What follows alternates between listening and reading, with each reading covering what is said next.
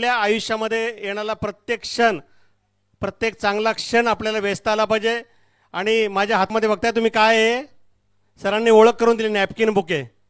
तुमच्यासारखीच माझी मुलगी आहे, इथे पिलई कॉलेजमध्ये फर्स्ट इयर मास्टर करते आणि आज तिच्याकडे 400 महिला काम करतात, नॅपकिन बुके बनवतात. आयुष्यामध्ये तुम्हाला तुमची ध्येय निश्चित करता आली पाहिजे, तुमचे टार्गेट, तुमचे अचिव्हमेंट, तुमचे एम्स तुम्हाला निश्चित करता आले पाहिजे. आयुष्यामध्ये कुठलाही पेपर कठीण नाही असं मला वाटतं. सुनील सरांनी आताच म्हटलं की आपापसामध्ये गप्पा मारा, निश्चित फार फार सुंदर बोले.